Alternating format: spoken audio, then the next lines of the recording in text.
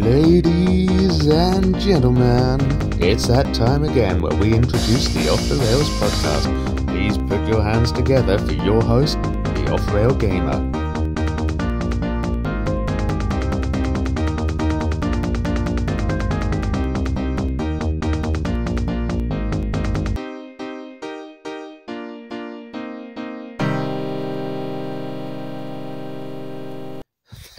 Thank you, you're too kind.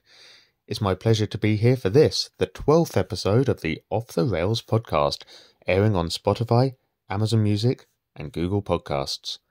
If you're new around here, where you been hiding, eh? No, seriously though, you're very welcome.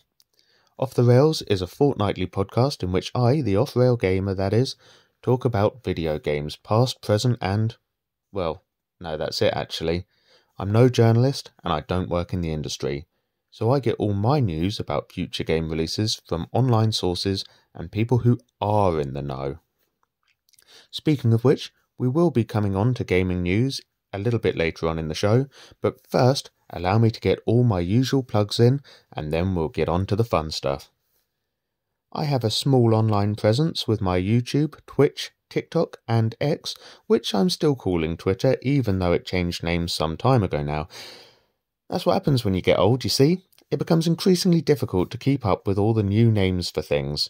I mean, the name Twitter worked on account of all the twits on there, am I right? And I ain't talking about no Roald Dahl book about monkeys gluing furniture to the ceiling neither.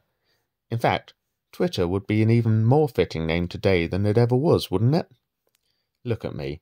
I give myself that grandiose introduction at the top of the episode, and now I'm sat here spewing jokes worthy of a Michael McIntyre routine.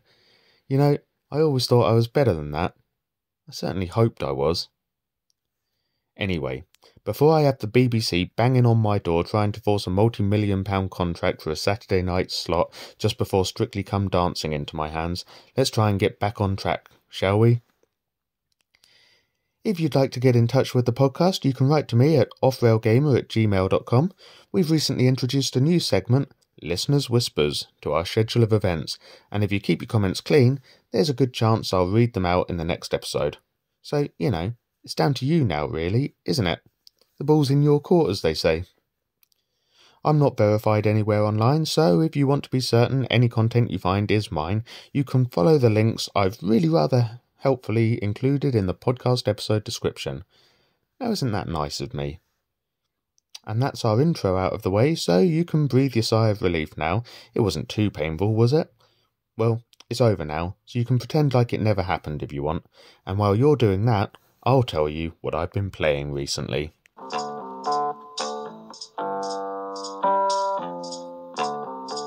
Cool. Isn't it refreshing for me to be able to sit here and tell you that I didn't miss a week on YouTube?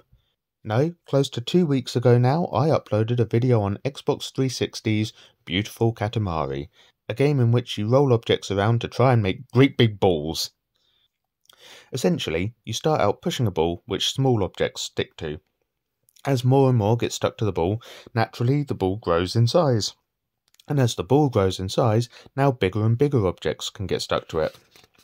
King Cosmos accidentally created a black hole in the sky when he was playing tennis, but has temporarily been able to freeze it before it devours the entire universe. It's now our job as the player to roll up Katamaris that might ultimately be big enough to plug the black hole. And by the way, when I say player, I do mean the person holding the controller. The main character in this game doesn't particularly give off stud energy, though looks can of course be deceiving, so rather than getting all judgmental on a fictional computer-generated character, let's instead get back to talking objectively about the actual game, shall we? The premise of the game is very simple, and gameplay is quite addictive, however levels are timed, which actually makes for much more of a challenge than you might expect. I was horrible at this game, but rather than feeling disheartened in any way, I really want to get back into it and see just how big of a ball I can end up rolling. Next on the channel, I returned to the world of Steam with Train Fever, which sees you take on the management of a transport company. Unfortunately, we didn't get as far as actually running any steam trains out though, and stuck with horse-drawn carriages or stagecoaches. You set up routes for your vehicles to follow, buy the required vehicles, and then set them off transporting people and goods alike. When you've delivered your passenger or passengers to their desired destination, you start making money, but all the while, you're incurring the upkeep costs of maintaining your fleet. Train Fever is a really slow-paced game that puts me in mind of other titles like Cities Skylines, only in this game, you're only interested in road and rail infrastructure, and none of the other considerations that go into building a fully functional city. We didn't get very far on YouTube, and I realised that I probably need to get a company off the ground first and then release another video with more going on. Now, before I talk about what else I've been playing, I've nearly missed a segue here to mention Cities Skylines 2, which is releasing very soon now on 24th of October. At least on PC. It has recently been announced that the console version may well be delayed until spring 24? We'll see. Unfortunately, the PC release is just before the end of our second annual season of Scare, so maybe we'll wait to see content on the channel when the console version releases. That'll be a bit easier for us, won't it? And speaking of Season of Scare, look at that, it's almost like I've really thought this week's script through. Off the channel, I've been playing some Graveyard Keeper on the Switch. I don't want to give away too much information about this title now because I am going to be uploading a video this month as part of our spooky themed game series. What I will say though is that this is a really charming little game with visuals reminiscent of Stardew Valley, but accompanied by some intricate game mechanics that will keep you guessing how to solve different obstacles you'll run up against, standing in the way of progress. Definitely one to look out for if you haven't played it already. I've also carried on farming with my former Game Void co-host in Stardew Valley. I really am linking these up well this week. And my character Jasper has just married Emily following a strange cutscene in which the pair of them got fairly intimate in the presence of, though thankfully not under the watchful gaze of, a bear in the woods. We're currently working on completing the renovation of the old Jojamart site, and also Cheese Challenge, an odd fellow from the desert who seems to have a somewhat mischievous quality about him. We're also yet to complete the museum collection at the archaeologist's office, and then we must turn our attention back to Ginger Island, so there's plenty left to do. And that is everything I've been playing recently. So what shall we cover next? Gaming news or listeners' whispers? I think I'll force feed you some news.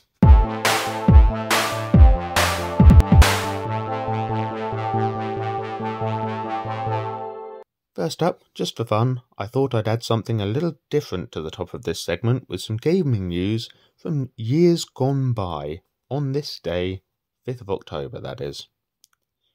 On this day in 2001, Nintendo was busy releasing Paper Mario on the N64, whilst for Game Boy Color they also released two Legend of Zelda titles, Oracle of Ages and Oracle of Seasons. 5th of October 1999 gave gamers in the United States Final Fantasy Anthology and Xena Warrior Princess, both on the original PlayStation, and the following year, PlayStation released Colin McRae 2.0 in Japan. Bungie Game Studios became independent from Microsoft 5th of October 2007. And last on this list, we could be here all day doing this. Assassin's Creed Odyssey saw its release worldwide on Xbox One, whilst only dropping in the States on PS4 on 5th of October 2018. On this day of this year, 2023, we finally see the release of Assassin's Creed Mirage, placing it in good company with its recent forebear. And with some luck, I managed to make it look like that was all very neatly planned out again, rather than just deciding to do this as a whim. Everything's really falling into place this episode, isn't it? In gaming news, since the last outing, I have now seen the release date, at least on Switch, which I'm most interested in anyway, for the Tomb Raider 1, 2 and 3 remaster. This will be 14th of February 2024, so many gamers will be able to spend time with their first crush this Valentine's Day. How fitting, eh? Of course, I'll be busy that evening, juggling all my IRL encounters. In other news, it looks like we're getting another new festive game this November in Ebenezer and the Invisible World. The game is releasing 3rd of November on PS4, PS5, Xbox One and Series XS, Nintendo Switch and on Steam. Quoted from the official website, to which you can find a link in the podcast episode description, experience a supernatural Victorian England filled with ghosts and spirits chained to the mortal world, and master a deep set of Metroidvania, which is gamer speak for challenging, powers and abilities imagined as ghosts assisting Ebenezer in his quest to protect the city.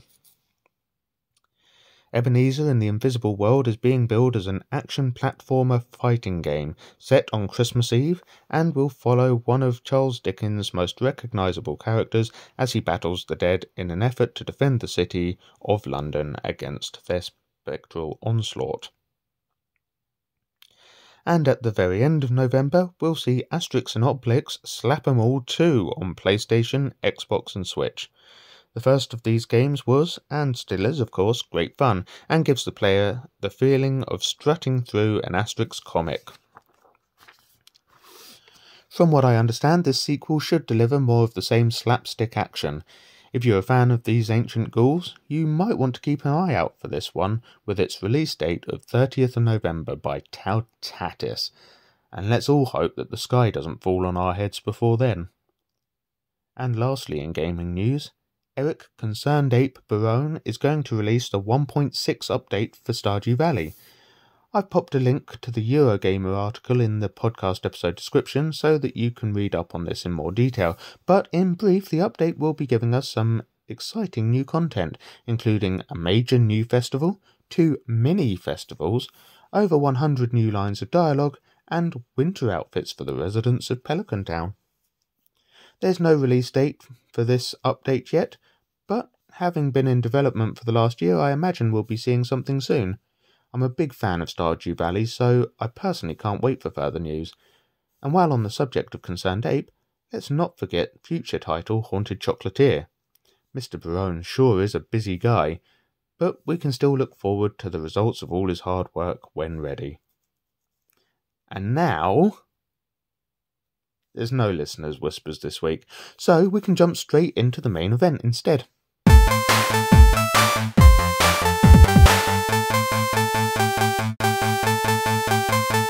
As mentioned at the top of the show, today sees the release of Assassin's Creed Mirage, which will follow the younger years of Basim ibn Ishaq, set in 9th century Baghdad as he joins the Assassin's Brotherhood. Fans of the series will know, of course, that we're already familiar with Basim, who served as one of the main non-playable characters, or NPCs, in the series' last instalment, AC Valhalla. As such, I figured it would be appropriate to look back on Valhalla. Beware spoilers ahead, as we will be taking an overview of the main storyline, key characters, and map locations. If you haven't played it yet, you might want to revisit this podcast down the line. Otherwise, strap yourself in because we're going to jump right in. In Assassin's Creed Valhalla, you play as Eivor, a Viking from Norway. Things start out pretty rough for Eivor, who we first meet as a child at a great feast where their father, I will refer to Eivor as they for reasons that I will explain shortly, as their father Varin pledges his fealty to King Styrbjorn of the Raven clan. The party is cut short when Kjotve the Cruel interrupts with his army. In among all the turmoil, Eivor witnesses the execution of their father and the murder of their mother. With some small amount of luck, Styrbjorn's son Sigurd rescues Eivor on a horse, and the two ride off into the night, forging a strong friendship between them in their combined intention to seek revenge against Kjotve. But out of the frying pan into the fire, Sigurd's horse takes a misstep, sending Eivor hurtling over the edge of a cliff where they almost make a tasty meal for some hungry wolves. So why am I calling Eivor they? Well, the reason is that the player gets to choose whether to play as a male or a female. This will have little bearing on gameplay, however. I chose to play as male Eivor, and found it amusing when the programming didn't keep up with this decision, making some of the NPCs sound full of sass as they referred to Eivor as she or her. I was half expecting them to start snapping their fingers and telling Eivor, "Don't go there, girlfriend." The next time we see Eivor, they're all growed up, but have been enslaved along with their longship crew. Your first task is to relieve yourself of your shackles and take up arms so that you can find and free your companions before they're executed. Once the immediate threat has been eliminated, you'll board a longship and make for home, where you'll be reunited with Sigurd before too long. But things aren't all cosy at home either, as a new kid on the block by the name of Harold intends to make himself king of all Norway. And what's this? King Styrbjorn bends the knee, giving away his son's inheritance in one simple act of cowardice. Needless to say, Sigurd is none too impressed, and neither is Eivor. Rather than joining Styrbjorn in his pledging fealty to this new self-appointed king, the pair of you gather those of the Raven clan most loyal to Sigurd and strike out west in search of new opportunities in a land across the sea in late 9th century England, still with a view to one day catching up to Kjotve and dealing out some long-time-coming retribution. Landing in England, you quickly realise that you are in need of allies to strengthen your cause. Luckily, they can be found up and down the country, in the Sons of Ragnar, other Viking settlers, and even Saxon nobles and priests who seek to build a better future on the foundations of freedom and truth, and rid their green and pleasant land of a strange and secretive organisation that has been seeking control over the populace under an iron fist. You can visit any one of England's counties in any order you choose, however each has a different difficulty setting, so you'll likely have to follow them around in a particular order so that you don't run into too powerful a foe before you're ready to face them. To do this will be your undoing, as they will most assuredly smite you where you stand. Therefore, you're likely to head on over to East Anglia initially. Here you'll meet some Vikings who had settled in the area, but who have been disbanded, and some of them captured by... Wait! I forgot an important detail from your time in Norway. Crumbs. There's a woman called Valka who lives atop a mountain. Valka is somewhat of a dream weaver or seer, and she's brewed a really strong tea that she gives Eivor to drink. This tea causes Eivor to see a vision in which they are trying to follow after Sigurd, who keeps running ahead in search of something. When you do finally catch up with Sigurd, you see him lose an arm before being eaten by Fenrir, the great wolf fated to kill none other than Odin himself at Ragnarok. And now that we've covered that off, we can continue on to a discussion of the remaining events to be played out. So the Raven clan travelled to England, but with two strangers in tow, Basim ibn Ishak and his understudy Hytham. They are members of the Hidden Ones. In England, Basim steals Sigurd away to look more deeply into an ancient relic of the Isu they have discovered. While they're off playing detectives, Eivor stands in as acting leader of the Raven clan, seeking allies that will help you to settle the England in turmoil that you have stumbled across. As I said, it's likely you'll start out in East Anglia. Here you need to free and reunite the Viking settlers that have been facing persecution at the hands of the mysterious Order of the Ancients. And that brings us back to where we were before we had to leap off into our brief diversion earlier. And that's what you'll be doing for the rest of the game, seeking out and fighting injustices. Just like the Three Amigos. I loved that film as a kid, and only very recently watched it again now that it's gone up on Amazon Prime Video. If you're unfamiliar with the Three Amigos, I seriously highly recommend that you give it a chance. Steve Martin, Chevy Chase and Martin Short work perfectly together in this comedy that almost effectively retells the story of the Magnificent Seven.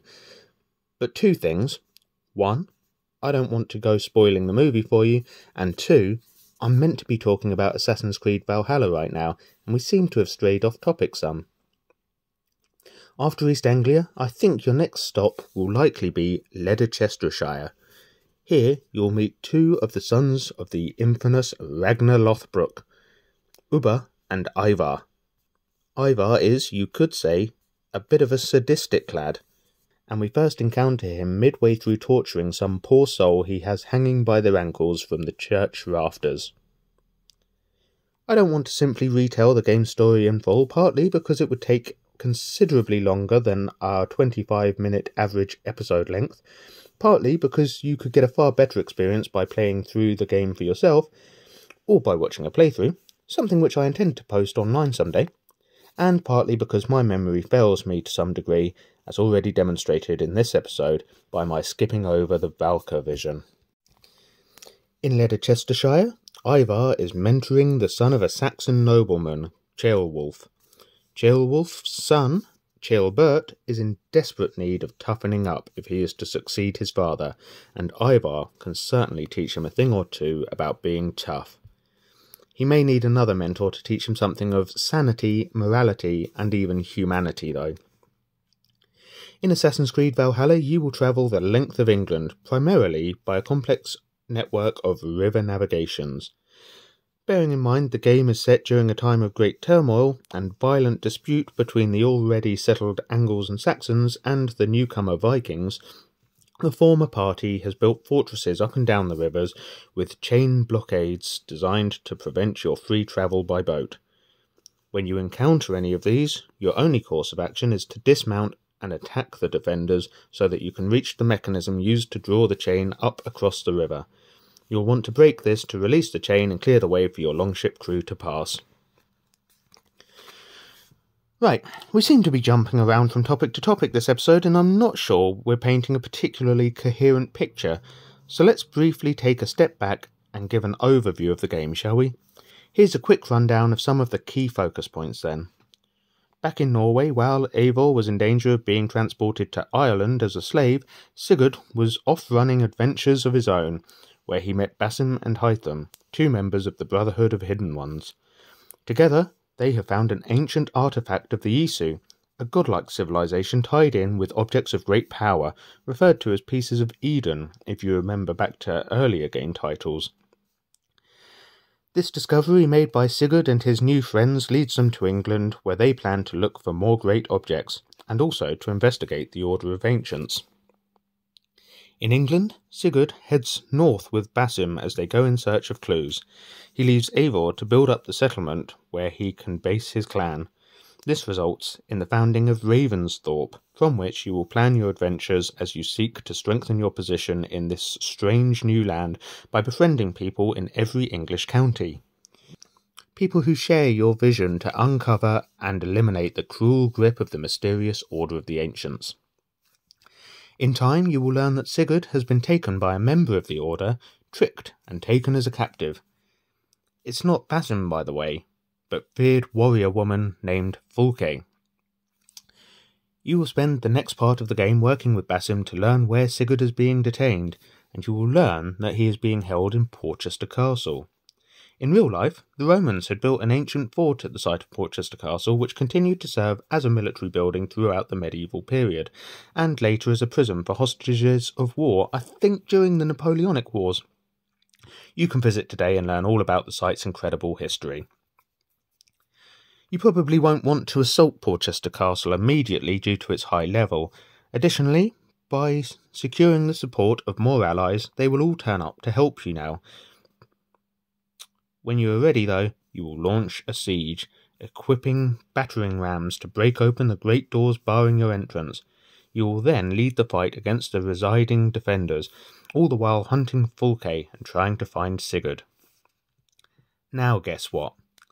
When you do finally catch up with Sigurd, you find that he's been victim to some particularly sadistic torture at the hands of Fulke, and now he's even missing an arm. And if you cast your mind back, Sigurd had lost his arm in the vision shown to Eivor by Valka back in Norway.